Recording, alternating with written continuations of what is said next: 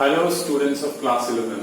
আমরা একটা খুব গুরুত্বপূর্ণ টপিক তোমাদের ভেক্টর অধ্যায় থেকে এই ভিডিওতে আলোচনা করব। সেটা হচ্ছে রিলেটিভ ভেলোসিটি কিংবা আপেক্ষিক বেগ এবং এই সংক্রান্ত, অর্থাৎ বস্তু যখন একই দিকে কিংবা ভিন্ন দিকে, অর্থাৎ যে কোনো কোণে গতিশীল কিংবা এরকম হয়েছে হয়তো বস্তু বিপরীত দিকে গতিশীল, তো সেই গণনাগুলো আমরা কিভাবে করব, অর্থাৎ আপেক্ষিক বেগের গণনা, সেটা নিয়ে আলোচনা করব। তো এটা একটা খুব ইম্পর্টেন্ট টপিক নিউমেরিক্যাল পারপাসে, আবার থিওরি পারপাসে, অ্যানুয়াল এক্সামিনেশনের জন্য। তাহলে শুরু করা যাক সবচেয়ে প্রথমে আপেক্ষিক বেগের কিংবা রিলেটিভ ভেলোসিটির ধারণা থেকে। তো আমি অনেকগুলো সহজ উদাহরণ ভেবেছি যেটা তোমাদের সঙ্গে আলোচনা করব, যেটা থেকে তোমাদের বুঝতে অনেকটাই সুবিধা হবে। কিছুটা তোমরা ক্লাস 9-এ এবং ক্লাস 11-এ একমাত্রিক গতিতে কিছুটা আইডিয়া হয়েছে, সেটাকেই আমরা ডেভেলপ করার চেষ্টা করব। আমরা একমাত্রিক গতি যখন আলোচনা করি তখন নির্দেশতন্ত্র এবং নির্দেশ বস্তু সংক্রান্ত আলোচনা করেছি। আমরা যে কোনো বস্তুর গতি কিংবা স্থিতি আলোচনা করার জন্য কোনো বস্তু কিংবা একটা কোনো বস্তুতন্ত্র কিংবা একটা বস্তু সমেত কোনো একটা সংস্থা কল্পনা করে থাকি।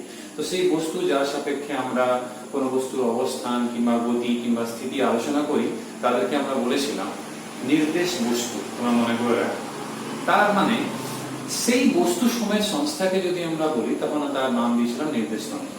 আমি আরো একটু কনক্রিট ভাবে বলি, ভূপৃষ্ঠ, আমাদের পৃথিবী, ভূপৃষ্ঠ কিংবা ভূপৃষ্ঠের কাছাকাছি যখনই কোনো বস্তুর স্থিতি কিংবা গতি নিয়ে আলোচনা আমরা করি তখন কিন্তু ভূপৃষ্ঠ কিংবা পৃথিবীকেই আমরা কিন্তু নির্দেশতন্ত্র হিসেবে ধরে থাকি, তার সাপেক্ষেই আমরা গতি আলোচনা কিন্তু করে থাকি।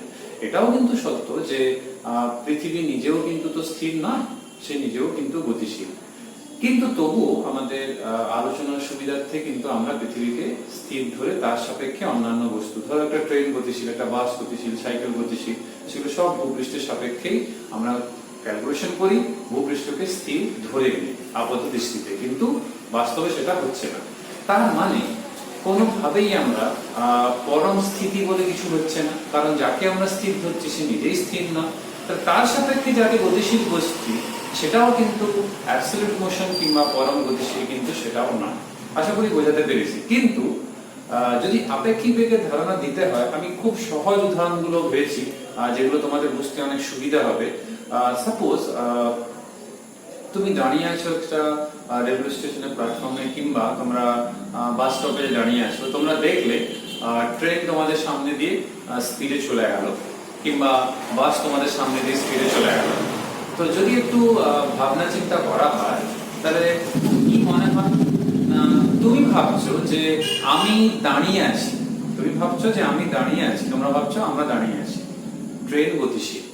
তো ট্রেনের মধ্যে তোমাদের একজন বন্ধু রয়েছে, সে কি ভাবছে না, সে ভাবছে এটা যে আমরা ট্রেনের মধ্যে রয়েছে, ট্রেনের সাপেক্ষে যে রয়েছে ট্রেনের মধ্যে যে দর্শক কিংবা যে বন্ধুটি তোমাদের রয়েছে সে কি ভাবছে না, ট্রেন সাপেক্ষে সে স্থির, এবং ট্রেন যেরকম সামনের দিকে যাচ্ছে তারা ভাবছে কি যে তুমি যে প্ল্যাটফর্মে কিংবা বাস স্টপে যেখানে দাঁড়িয়ে আছো স্থির ভাবছো নিজেকে, তুমি পিছনের দিকে একটা বেগ নিয়ে চলে যাচ্ছ। তাহলে এটা কিন্তু আপেক্ষিক বেগ। বাস্তবে কিন্তু তুমি ভূপৃষ্ঠে কিংবা মাটিতে দাঁড়িয়ে আছো, কিন্তু সেই ব্যক্তি যিনি ট্রেনের মধ্যে আছেন উনি কিন্তু ভাবছেন তোমরা কিন্তু পিছনের দিকে ছুটছো। তার মানে তোমার কিন্তু প্রকৃত বেগ কিন্তু শূন্য, কিন্তু এই ক্ষেত্রে সেটা কিন্তু শূন্য থাকছে না, যেহেতু ট্রেনে থাকা ওই ব্যক্তির সাপেক্ষে কিংবা ট্রেনের সাপেক্ষে তোমাদের একটা আপেক্ষিক বেগ থেকেই যাচ্ছে, যেহেতু ট্রেনটা গতিশীল। ট্রেন যদি স্থির থাকতো তখন এই কথাটা কিন্তু আসতো না। একইভাবে আমরা দুটো ট্রেন, সাপোজ ধরো এরকম, এই ব্লু আর রেড ট্রেন নিয়ে যেটা আমি বোঝানোর চেষ্টা করছি, দুটো ট্রেন একই গতিবেগ নিয়ে সামনের দিকে এরকম এগিয়ে যাচ্ছে, এরও গতিবেগ ইউ, সাপোজ নীলটারও গতিবেগ ইউ।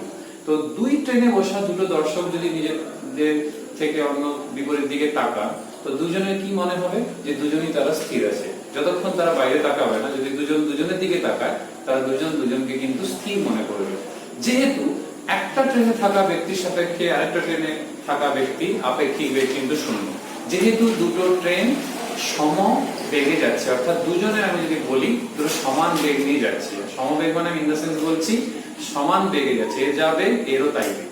কিন্তু যদি লালটার বেগ একটু বেশি, নীলটার যদি একটু কম হয়, তো লালে থাকা যে ব্যক্তি সে ভাববে যে নীলের যে রয়েছে ট্রেন, সেখানে যে ব্যক্তি রয়েছে সে কিন্তু একটা গতিবেগ নিয়ে পিছনের দিকে চলে যাচ্ছে।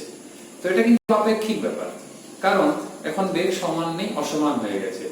তার মানে কি না, লালে থাকা ব্যক্তি, যারা এই ট্রেনে থাকা ব্যক্তি ভাবছেন কি যে এই ট্রেনে যে ব্যক্তি রয়েছেন তিনি একটা গতিবেগ নিয়ে পিছনের দিকে চলে যাচ্ছে। এইবারে কিন্তু অ্যাকচুয়ালি পিছনের দিকে উনি যাচ্ছেন না, উনি কিন্তু সামনের দিকে গতিশীল, কিন্তু আপেক্ষিক বেগের জন্য এটা মনে হচ্ছে।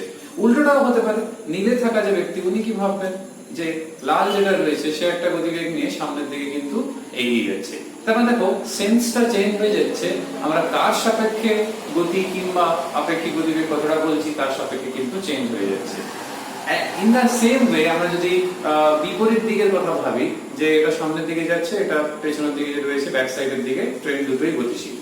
তার মানে কি এইখানে থাকা যে ভাবছে সে ভাবছে কি না এটা কি না এর একটা আলাদা গতিবেগ, এর একটা আলাদা গতিবেগ। তার মানে কি আমরা যখন নীলের সাপেক্ষে লালের যা বের করবো, যে মানটা বেরোবে আপেক্ষিক বেগ, লালের সাপেক্ষে নীলের করার জন্য সেটা বিপরীত হবে। তো স্বাভাবিক, কারণ দুটো অভিমুখ আলাদা।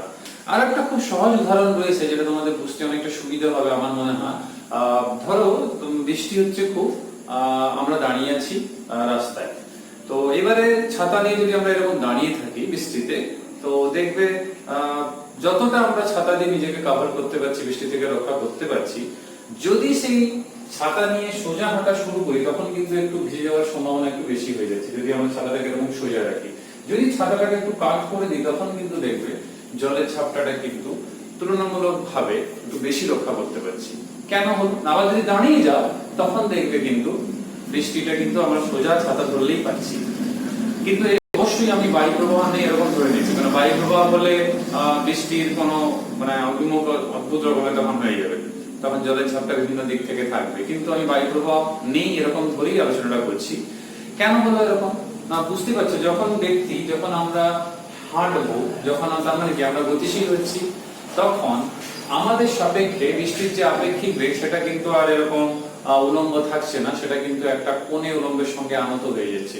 সেই জন্য আমাদের কিন্তু ছাতাটাকে কাট করতে হয়। এটা তোমরা লক্ষ্য করে দেখবে যখন আমরা ট্রেনে চেপে কিংবা বাসে চেপে যাচ্ছি, তো যখন বৃষ্টি হচ্ছে যদি আমরা বাইরের দিকে তাকাই তখন দেখবে বৃষ্টি কিন্তু এরকম দেখতে পাই না, আমরা কিন্তু সবসময় দেখতে পাই কি এরকম কাত অবস্থায় দেখতে পাই।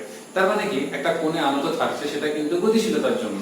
যদি ট্রেনটা দাঁড়িয়ে যায় তখন কিন্তু বৃষ্টিটা আবার তোমরা দেখবে খারাপ অবস্থাতেই দেখতে পাবে। তার মানে বুঝতেই পারছো এই যে ধারণাটা আমাদের তৈরি হচ্ছে সেটা কিন্তু আপেক্ষিক বেগের জন্যই কিন্তু এরকম আপাত এই যে পরিবর্তনটা আমরা দেখতে পাচ্ছি অভিমুখের বলো কিংবা মানের বলো, এটা কিন্তু আপাত দৃষ্টিতে হচ্ছে শুধুমাত্র গতিশীলতার জন্য। তো এখান থেকে আমরা আপেক্ষিক বেগের ডেফিনিশন পরীক্ষাতে গুরুত্বপূর্ণ আপেক্ষিক বেগ, আপেক্ষিক ত্বরণ, ভিডিও শেষে আমরা আপেক্ষিক ত্বরণ নিয়ে আলোচনা করব।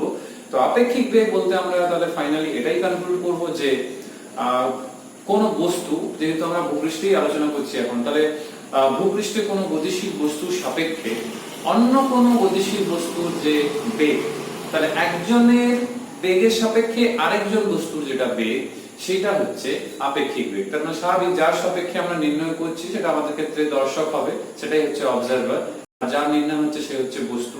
তো আমি আরেকটা খুব সহজ উদাহরণ তোমাদের ছায়া প্রকাশনী বইতে রয়েছে, সেটা আলোচনা করলে মানে আরো সহজ হতে পারে ব্যাপারটা বোঝার জন্য। আমি জেনেই তোমাদের অনেকগুলো উদাহরণ দিচ্ছি যাতে করে তোমাদের কনসেপ্টটা ক্লিয়ার হয় রিলেটিভ ভেলোসিটি সংক্রান্ত। আমরা পৃথিবীর জানি যে দু রকমের গতি রয়েছে, তোমরা ভূগোলে পড়েছো, আহ্নিক গতি আর বার্ষিক গতি। তো আহ্নিক গতির ক্ষেত্রে আমরা জানি যে পৃথিবী প্রতি 24 ঘন্টায় পশ্চিম থেকে পূর্ব দিকে কি হচ্ছে না এক পাক করে ঘুরছে। তো এই যে গতিবেগটা, এই গতিবেগটা যদি আমি একটা নাম দিই, সাপোজ এই গতিবেগটা যদি আমি বলি সাপোজ ইউ, তাহলে পৃথিবীর এই পাক খাওয়া গতিবেগটা ইউ। তো পৃথিবীতে আমরা রয়েছি, আমরা যদি সূর্যের দিকে তাকাই আমরা জানি সূর্য স্থির, কিন্তু বাস্তবে স্থির নয়, কিন্তু আমাদের যদি সৌরজগতের কথা ভাবি তাহলে সৌরজগতের কেন্দ্র সূর্য, সে স্থির এরকম আমরা ধরে নিই। তো যদি অ্যাজাম্পশন ওয়াইজ কার্য ওয়াইজ বলা হয় তাহলে সূর্য স্থির, কিন্তু আমরা কি দেখি সেই 24 ঘন্টায় সূর্যকে পূর্ব থেকে পশ্চিমে যেতে আমরা কিন্তু অবজার্ভ করি, পূর্ব থেকে পশ্চিমে যেতে। তো তার গতিবেগ কত ধরবো? পৃথিবীর যদি ইউ ধরি তাহলে সূর্যেরটা আমাকে মাইনাস ইউ ধরতে হবে। কারণ কি না পৃথিবীর ক্ষেত্রে পশ্চিম থেকে পূর্ব হচ্ছে ইউ, তাহলে সূর্যের ক্ষেত্রে কি হবে পূর্ব থেকে পশ্চিম। তো সেম, শুধু সেন্সটা আলাদা, অপোজিট সেন্স, সেই জন্য আমরা একটা মাইনাস সাইন এখানে কিন্তু ইউজ করলাম। তো এবারে আমরা যদি একটু প্রশ্ন ডেভেলপ করি যে এইখানে যদি আমি সূর্যকে যদি গতিশীল ধরি, অর্থাৎ আমি সূর্যের প্রকৃত বেগের কথা বলছি না, সূর্যের প্রকৃত বেগ 0 আমরা যদি ধরা, কারণ আমাদের স্থির হিসাবেই ধরি, স্থির বিন্দু হিসাবেই ধরি তার পয়েন্টটাকে, কিন্তু এই ক্ষেত্রে যদি ধরি যে সূর্যের একটা প্রকৃত বেগ রয়েছে সেটা হচ্ছে v, তাহলে আপেক্ষিক বেগটা কি হবে না, যেহেতু এখানে মাইনাস চিহ্ন আসছে বুঝতেই পারছো, 0 যদি না হয় সূর্যের প্রকৃত বেগ, তাহলে v মাইনাস u। তাহলে এই যে আমরা এইটা পাচ্ছি, কিন্তু এইটা হচ্ছে সূর্যের আপেক্ষিক বেগ। অবশ্যই কার সাপেক্ষে না, পৃথিবীর সাপেক্ষেই আমরা কিন্তু বলছি। তাহলে আর্থের রেসপেক্টে স্থানে রিলেটিভ ভেলোসিটি। তাহলে এই মাইনাসটা বুঝতেই পারছো সেন্সটা কি করে এসেছে, যে পৃথিবীর যেদিকে হচ্ছে তার বিপরীত দিকে আমরা সেন্সটা দেখতে পাই, অর্থাৎ অবজার্ভ করি ইস্ট থেকে ওয়েস্ট, সেই জন্য আমরা মাইনাসটা ইউজ করছি। সো এটা হবে v মাইনাস u। এইবারে এই জিনিসটাকে আমরা অনেক সময় w দিয়ে প্রকাশ করে থাকি, যে আপেক্ষিক বেগকে w v মাইনাস u। আমি এই ব্যাপারটাকে আরো সহজ করে বলতে পারি। সাপোজ a বলে একটা বস্তু, b বলে একটা বস্তু রয়েছে, a এর গতিবেগ va, b গতিবেগ হচ্ছে vb। তোমরা মনে রাখবে vab যদি বলি আর vba যদি বলি, তো সবসময় যেটা a থাকবে তার গতিবেগটা যে প্রথমে থাকবে তারটা আগে বসবে, মাইনাস পরেরটা। তাহলে মনে রাখতে এটা কিন্তু তোমাদের সুবিধা হতে পারে, এই যে vb মাইনাস va। এবারে যখন এটা অপোজিট সেন্সে যায়, যখন ধরো বিপরীত দিকে যাচ্ছে, তখন এই জিনিসটা কিন্তু তখন আমাদের একটু চেঞ্জ করে নিতে হবে। সাপোজ ধরো আমি এই সমীকরণে যদি বলি, যখনই অপোজিট সেন্সে যাবে তখন কি হবে না, va minus of minus vb, অর্থাৎ বস্তু যখন বিপরীত দিকে গতিশীল হবে তখন স্বাভাবিক vb টা হয়ে যাবে মাইনাস vb। তখন কিন্তু মাইনাস মাইনাসে প্লাস হয়, তখন কিন্তু দেখবে va প্লাস vb হয়ে যাচ্ছে। তো এবার বলি যে এটাকে ভাষায় আমরা কি বলবো, যে ধরো vab, তার মানে কি এই বস্তু আপেক্ষিক বেগ কার সাপেক্ষে না, b বস্তুর সাপেক্ষে। তাহলে b বস্তুর সাপেক্ষে এটা হচ্ছে, তাহলে যেটা ফার্স্ট লেখা হয় লেটারটা ধরো v12, তাহলে 1 নম্বর বস্তু আপেক্ষিক বেগ 2 নম্বর বস্তুর সাপেক্ষে। তো মনে রাখতে তোমাদের কিন্তু কোনো অসুবিধা হবে না, যেরকম বলের ক্ষেত্রে তোমরা f12 f21 পড়েছো ওইগুলো। তাহলে এখান থেকে একটা জিনিস তোমাদের পরিষ্কার নিশ্চয়ই হচ্ছে যে vab হচ্ছে মাইনাস va। তার মানে কি এই দুটোকে, অর্থাৎ a বস্তুর সাপেক্ষে b বস্তুর আপেক্ষিক বেগ বের করি, তারপরে b বস্তুর সাপেক্ষে যদি আমরা a বস্তুর আপেক্ষিক বেগ বের করি, দুটো মান একই পাওয়া যাবে, শুধুমাত্র সাইন বিপরীত থাকবে। এবার আমরা এগুলোকে ভেক্টর সাইন দিয়ে কিন্তু লিখতে পারি, অর্থাৎ আমরা এরকম লিখতে পারি। তার মানে যখন আমরা এগুলোকে বিয়োগ করব, অবশ্যই সেটা ভেক্টর বিয়োগ থাকবে, কারণ হচ্ছে বেগ হচ্ছে ভেক্টর রাশি। এই যে আমরা আলোচনাগুলো করছি, যদি তোমাদের ছায়া প্রকাশনী বইয়ের ভিত্তিতে আলোচনা করা হয়, কারণ এই ব্যাপারটা এখানে খুব ভালো করে খুব সহজ ভাষায় বলা রয়েছে অন্যান্য বইয়ের তুলনায়। তো আমরা যদি এখানে বলি, তো এখানে সবচেয়ে প্রথমে বলা হচ্ছে যে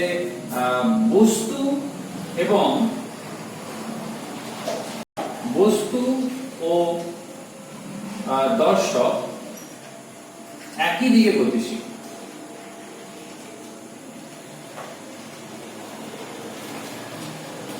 তাহলে একই দিকে যদি গতিশীল হয়, তার মানে কি দুটোরই ডিরেকশন সেম, এরকম u আর v যদি এরকম হয়ে থাকে আর কি, তখন যে আপেক্ষিক বেগ হবে w, সেটা obviously u v হবে, যেটা আমি একটু আগে তোমাদের ab দিয়ে বলেছিলাম, তার আগেও আমি এবার বলেছিলাম। তো এই যে রাশিমালা আমরা লিখছি এখানে, সরি u তো আমি একে ধরেছিলাম, তো এটা হবে v u, সরি,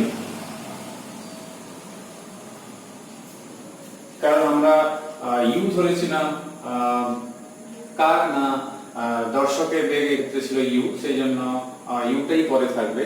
তার মানে কি না, আমরা এখানে যেটা বের করছি সেটা কি না, বস্তু ও দর্শক একই দিকে গতিশীল। তোমাদের যদি ছায়া প্রকাশনী বই বলা হয়, সেখানে কিন্তু v হচ্ছে বস্তুর বেগ, v কিন্তু আমি যেটা লিখেছিলাম সেক্ষেত্রে কিন্তু v হয়ে যাচ্ছে দর্শকের বেগ, যেহেতু বই নোটেশনের সঙ্গে সেম রাখছি যাতে করে তোমাদের পড়তে সুবিধা হয়।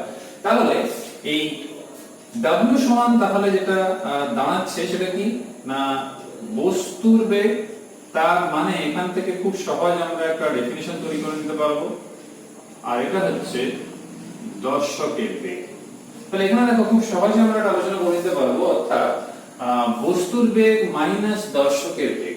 তাহলে এইটা মাথায় রাখলেও কিন্তু আমরা আপেক্ষিক বেগ খুব সহজে কিন্তু ক্যালকুলেশন করে বের করতে পারবো। যেমন এই ক্ষেত্রে দেখো আমি বললাম বস্তুর বেগ আর এখানে বলছি দর্শকের বেগ। যদি আমরা বলি বস্তুর বেগ কত ধরেছিলাম v, কেউ যদি u ধরে তার ক্ষেত্রে u হবে, যেরকম আমি আগেরটা লিখে নিয়েছিলাম। আর দর্শকের বেগ যদি v ধরে তার v হবে। কিন্তু যদি আমরা ছায়াপ্রকাশের বই নোটেশন ইউজ করি, সেম নোটেশন রাখি, তাহলে বস্তুর বেগ v রয়েছে আর দর্শকের বেগ রয়েছে u।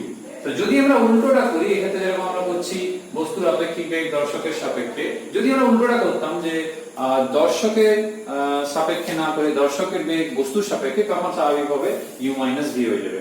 এটা বস্তু যেহেতু একই দিকে গতিশীল সেই জন্য। কিন্তু যদি এরকম হয় যে বিপরীতে যদি গতিশীল হয় বস্তু এবং দর্শক, বস্তু এবং দর্শক এরকম দেখা গেল হয়তো এরকম, তাহলে সাপোজ বস্তু যাচ্ছে এই বরাবর আর এই যাচ্ছে এই বরাবর।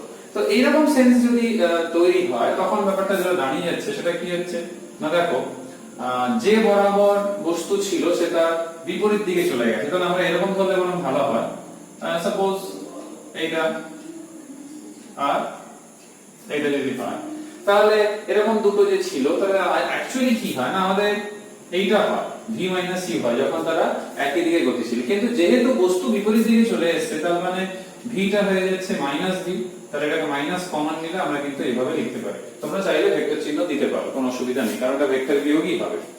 কিন্তু দেখা গেল হয়তো বস্তু বিভিন্ন দিকে গতিশীল, তার কোনো নির্দিষ্ট বিপরীত কিংবা সমদিকে কিংবা সমমুখী না হয়, যে কোনো দিকে গতিশীল।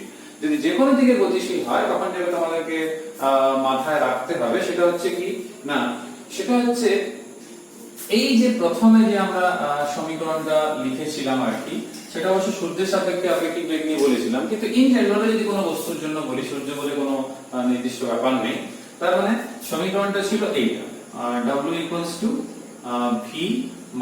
u। এরকম যদি ভেক্টর দিয়ে লিখি তাহলে এরকম w v u। বিভিন্ন দিকে গতিশীল হলেও কিন্তু এই সমীকরণ ইকুয়ালি অ্যাপ্লিকেবল থাকছে, অর্থাৎ এই সমীকরণ দিয়েই কিন্তু আমরা বিভিন্ন দিকে গতিশীল বস্তুর ক্ষেত্রে কিন্তু আপেক্ষিক বেগ আমরা নির্ণয় করতে পারি। তোমরা বইতে দেখবে কেস 3 বলেই এরকম লেখা রয়েছে, কিন্তু যেটা আমার এখানে বক্তব্য সেটা এটাই থাকবে যে যদি তোমরা বিয়োগ ফল দিয়ে বলো, তাহলে বলতে হবে কি v এবং u এর অন্তরফল, কিংবা আমরা বিয়োগ হচ্ছে এটা আপেক্ষিক বেগ, কিংবা বলতে হবে আমরা এটাকে এভাবেও লিখতে পারি, অর্থাৎ লব্ধি দিয়ে প্রকাশ করতে পারি। এই ক্ষেত্রে আমরা বলবো কি v এবং u এর লব্ধি, সেটাই কিন্তু আপেক্ষিক বেগ। কিন্তু যদি আমরা উল্টো কাজটা করি, অর্থাৎ দেখা গেল হয়তো আমরা w ড্যাশটা বের করলাম, অর্থাৎ উল্টোটা, অর্থাৎ আমরা বস্তুর সাপেক্ষে দর্শকের আপেক্ষিক বেগ যদি বের করি, তখন আসছে কত u v আসছে। u v হয়ে যাওয়া মানে এটা হয়ে যাচ্ছে কিন্তু w, অর্থাৎ শুধুমাত্র অভিমুখটা চেঞ্জ হচ্ছে, মান কিন্তু একই থাকছে, যেটা আমি একটু আগে এখানেও তোমাদের কিন্তু প্রমাণ করে বলেছিলাম। তো সেই জিনিসটা দেখবে তোমাদের বইতে 101 পেজে নিচের দিকে এটা লেখা রয়েছে যে যদি যেখানে বস্তু রয়েছে আর কি, যদি বস্তুর মধ্যে, অর্থাৎ এই যে বস্তু, সেখানে যদি কোনো দ্বিতীয় দর্শক থাকে, তখন বলছে যে দ্বিতীয় দর্শক যদি থাকে তার সাপেক্ষে প্রথম দর্শকের আপেক্ষিক বেগ, যেটা আমি ঘুরিয়ে বললাম যে যদি আমরা বস্তুর সাপেক্ষে দর্শকের আপেক্ষিক বেগ বের করি, সেটাকেই বইতে অন্যভাবে বলছে যে যেখানে বস্তুটা কিংবা যে বস্তুটা আছে সেখানেই একটা দ্বিতীয় দর্শক কিংবা অবজারভারকে যদি আমরা কল্পনা করি, তো তখন তার সাপেক্ষে প্রথম যে দর্শক তার আপেক্ষিক বেগ কত হবে, শুধুমাত্র সাইনটা চেঞ্জ হবে, যেটা হয়েছে। তো এটা একটু মাথায় রাখতে হবে। কিন্তু এখানে একটা কথা এখানে এটাও মাথায় রাখতে হবে যে উল্টো জিনিসটা, যেটা আমি ভিডিওর শুরুতে তোমাদের একটা খুব সহজ একটা উদাহরণ দিয়েছিলাম, যে যখন দুটো ট্রেন পাশাপাশি যাচ্ছে, একটা আমি মনে করে দেখো একটু আগেই বলেছিলাম যে একটা ট্রেন ধরো সামনের দিকে যাচ্ছে আর একটা তার থেকে একটু কম, সেও সামনের দিকে যাচ্ছে, তার থেকে একটু তার গতিবেগ কম রয়েছে। তো লাল যে ট্রেনটা রয়েছে সেখানে দর্শক ভাবছে কি যে নীল ট্রেন যেটা রয়েছে সেটা কিন্তু একটা গতিবেগ নিয়ে পিছনের দিকে পিছিয়ে যাচ্ছে। তো নীল ট্রেনে যে দর্শক রয়েছে সে কি ভাববে, না লাল ট্রেনে যে রয়েছে দর্শকরা কিংবা যারা রয়েছে তারা কিন্তু একটা বেগ নিয়ে সামনের দিকে এগিয়ে যাচ্ছে। তারপর ধরো এক দিক থেকে ভাবতে গেলে একটা ট্রেনের পক্ষ থেকে যেটা এগিয়ে যাচ্ছে আর একটা থেকে হচ্ছে পিছিয়ে যাচ্ছে। তো এই জিনিসটা, এই মাইনাস চিহ্ন সেই জিনিসটাকে কিন্তু প্রকাশ করছে, নতুন কিছু প্রকাশ করছে না। কিন্তু যতই আলোচনা আমরা এগুলো করি না কেন, আমাদের যেটা মূল ব্যাপারটা সেটাই করা হয়নি, সেটা হচ্ছে আমরা এই আলোচনাগুলো থেকে আমাদের কিন্তু যেটা হেডিং এ রয়েছিল সেটা হচ্ছে আপেক্ষিক বেগের গণনা। সেই গণনাটা আমাদের করতে হবে যখন বস্তু গতিশীল তো অবশ্যই, তার সাপেক্ষে সাপোজ ধরো যে দর্শক রয়েছে আর তার একটা নির্দিষ্ট গতিবেগ রয়েছে, সেটা হয়তো একটা নির্দিষ্ট কোণে আনত হয়ে রয়েছে। তো সেই কেসে আমরা কি করব সেটা হচ্ছে ব্যাপার আর কি। তো সব যদি আমরা ছায়া প্রকাশনী বই নোটেশনটাই আমি ইউজ করব, কারণ যেহেতু আমরা বাকি থিওরি গুলো তার সাপেক্ষে করেছি যাতে করে তোমাদের কোনো কনফিউশন না থাকে। তোমরা যদি পরীক্ষাতে একবার এরকম প্রশ্ন এসেও ছিল গতিবেগ গুলো যেরকম আমরা ইউভি ধরেছি, তো সেখানে v1 v2 কিংবা va vb, তো কোনো অসুবিধা নেই, সেখানে উল্লেখ পাই থাকবে যে va বস্তুর বেগ না দর্শকের বেগ, সেই হিসাবে তোমরা চেঞ্জ করে নিতে পারবে, কোনো অসুবিধা নেই। সেই uv হতে পারে, সেই wv হতে পারে, va vb হতে পারে, তো কোনো অসুবিধা নেই। তো শুরু করা যাক এই প্রমাণটা যে একটা বস্তু সে গতিশীল একটা নির্দিষ্ট কোনো বেগ নিয়ে রয়েছে আর যে বস্তুটা সেটা কিন্তু একটা দর্শক। তার মানে আমি যদি এটাকে ড্র করে বলি তাহলে এভাবে বলতে পারি যে একজন দর্শক সে, আমি এটা যদি মূল বিন্দু হিসাবে ধরি, আমি এই অবধি ধরলাম, এটা হচ্ছে আমাদের ইউ, অর্থাৎ এই ইউ গতিবেগ নিয়েই দর্শক কিন্তু সামনের দিকে হয়তো এই বরাবর, অর্থাৎ যদি আমি এটাকে x অক্ষ ধরি তাহলে x অক্ষ বরাবর দর্শক ইউ বেগ নিয়ে গতিশীল। তাহলে দর্শকের একটা বেগ রয়েছে, আপেক্ষিক বেগ গণনার ক্ষেত্রে এটা জরুরি যে একজন গতিশীল বস্তুর সাপেক্ষে আরেকজন গতিশীল বস্তুর আমরা বেগ আলোচনা করি তার সাপেক্ষে, আর ইউ এর সাপেক্ষে একটা আলফা কোণ করে, সাপোজ এরকম আলফা কোণে আনত এরকম এরকম এই কোণটা সাপোজ আলফা, আর ভি গতিবেগ নিয়ে একটা বস্তু যাচ্ছে। তো এই যে আমরা নাম দিলাম, তো এখানে যেরকম x দিলাম এখানে এরকম সাপোজ ধরো y, কিন্তু এটা x আর y এমনি নাম দিচ্ছি কারণ x y এমনি টু ডাইমেনশনে কিন্তু পরস্পর লম্ব সাপেক্ষ মানে লম্ব বরাবরই থাকে, সেটা কিন্তু এই ক্ষেত্রে নেই কারণ এখানে আলফা কোণের আমরা মান জানি না, যেহেতু জেনারেলাইজেশন হচ্ছে ওই জন্য আমরা আলফা একটা কোণ ধরছি, y টা এমনি নাম দিয়েছি। এইবারে এইখানে আমি এই অবধি সাপোজ ধরলাম, নাম দিলাম। তো বুঝতেই পারছো আপেক্ষিক বেগ গণনা করতে গেলে যেটা আমরা এই কোশ্চেনে দেখেছি v - u, তো -u তো আনতেই হবে। তো সেই জন্য o থেকে a যতটা ততটাই আমরা এইদিকে কি করলাম, এটাকে যদি আমি x ড্যাশ ধরে নিই তাহলে o থেকে a যতটা সেই পরিমাণ কিন্তু আমি এইখানে একটা ধরে নিলাম। তার মানে আমি বলতে এটা চাইছি যে o থেকে a যতটা o থেকে a ড্যাশ ততটাই আঁকলাম। তো দুটোর মান একই কিন্তু শুধুমাত্র অভিমুখটা আলাদা থাকছে, তার মানে এটা হবে -u। কেন আঁকলাম না, v - u থাকছে, তার মানে v এবং -u, যেটা আমি একটু আগেই বলেছিলাম v এবং -u লব্ধি। তাহলে আমরা যেটা সমান্তরিক সূত্র প্রয়োগ করেছি সংযোজন ক্ষেত্রে দেখেছি ভেক্টর সংযোজনে, সেটা আমরা সরাসরি কিন্তু এই ক্ষেত্রে প্রয়োগ করতে পারবো। তো সেটা প্রয়োগটা আমরা কিভাবে করব না, এইদিকে যে বাহু দেখতে পাচ্ছ OB, সেই রকম তোমাদের কি করতে হবে না এইখানেও একটা সমান্তরাল এইভাবে কি করতে হবে না অঙ্কন করে নিতে হবে। তোমরা স্কেল নিয়ে করবে।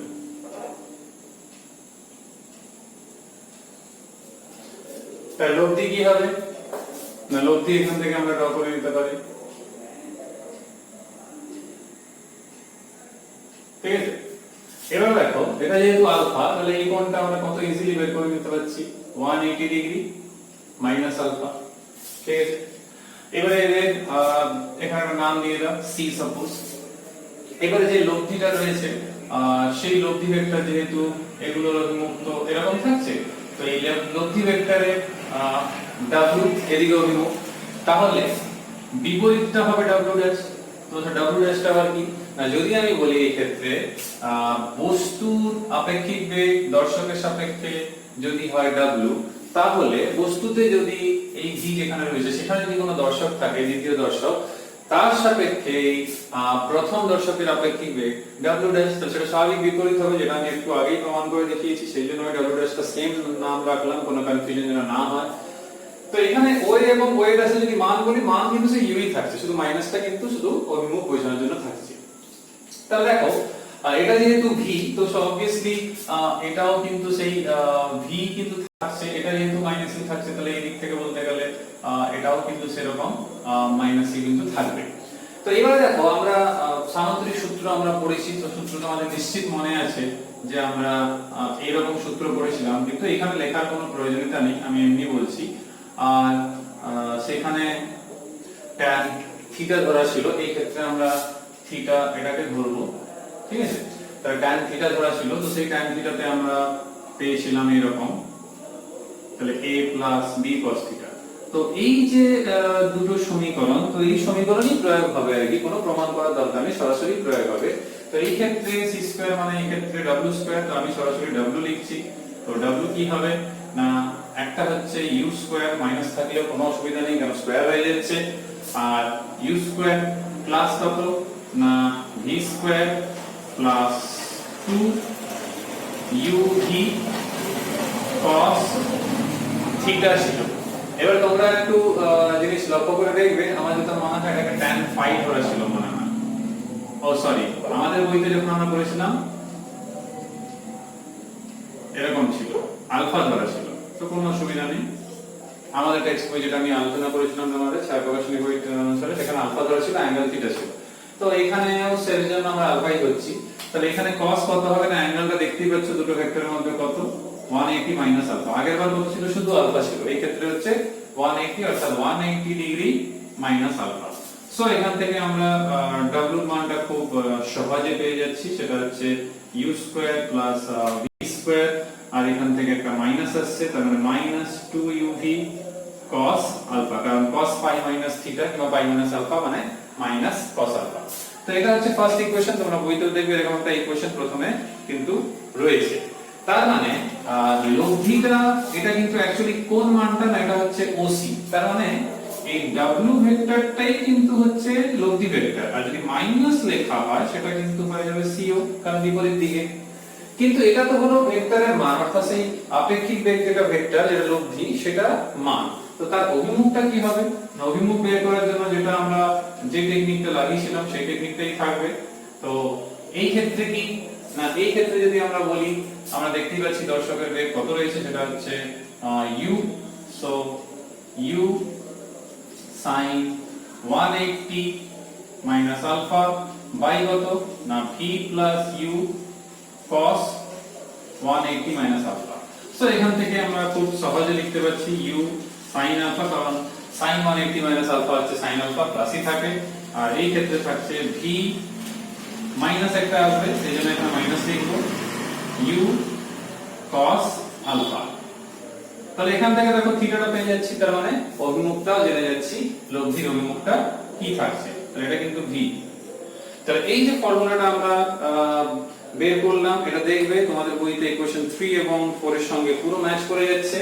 এই ফর্মুলা দিয়ে আমরা কিন্তু রিলেটিভ ভেলোসিটি কিংবা আপেক্ষিক বেগের অঙ্কন করব, মানে অঙ্কগুলো করব, আর ড্রয়িং করে থিওরিও আসতে পারে। যখন এই থিওরিটা আসবে তখন এগুলোর কোনো প্রয়োজনীয়তা নেই, ডায়াগ্রাম দিয়ে ড্র করবে, যেগুলো আমি মুখে বললাম, যেমন দর্শকের বেগ অমুক কোণ বরাবর, তার সঙ্গে কত কোণ করে বস্তুর বেগ, কেন আমরা বর্ধিত করলাম না আপেক্ষিক বেগ বের করার জন্য, সামান্তরিকটা সম্পূর্ণ কেন করলাম না যাতে করে সামান্তরিক সংযোজন সূত্রটা ভেক্টরে লাগাতে পারবো, সেগুলো লিখে পরপর প্রমাণগুলো করে যেতে হবে। 3 মার্কসের কোশ্চেন কিন্তু হতে পারে। এখানে তোমাদের আলোচনা শেষ করব। আপেক্ষিক ত্বরণের আলোচনা এই ভিডিওতে নয়, আমরা ওই ব্যক্তির সাপেক্ষে বৃষ্টির যে আপেক্ষিক বেগ সেটা আলোচনা করে সেটা করবো, তাহলে বুঝতে সুবিধা হবে। আর এখানে গাণিতিক উদাহরণ রয়েছে মোট 5টা, তো চেষ্টা করো তোমরা এই 5টাই দেখতে, কারণ হচ্ছে অনেক সময় অঙ্ক করতে হলে সমস্যা হবে উদাহরণ না দেখলে। এখানে আলোচনা শেষ করছি। আমরা নেক্সট ভিডিওতে তুলনামূলকভাবে একটু সহজ টপিক, অর্থাৎ ব্যক্তি কোনো গতিশীল হলে, যেটা আমি ছাতার ক্ষেত্রে উদাহরণ দিলাম যে ছাতা ধরে হাঁটার ক্ষেত্রে কেন বৃষ্টিটা মনে হয় সোজা না পড়ে তির্যক ভাবে পড়ছে, সেটা কিভাবে আসছে গাণিতিক ভাবে, সেটা বিশ্লেষণ করবো এবং আপেক্ষিক ত্বরণ নিয়ে আলোচনা করব। সবাই সুস্থ থেকো, সাবধানে থেকো। পরের ভিডিওতে আবার দেখা হবে। Till then, by.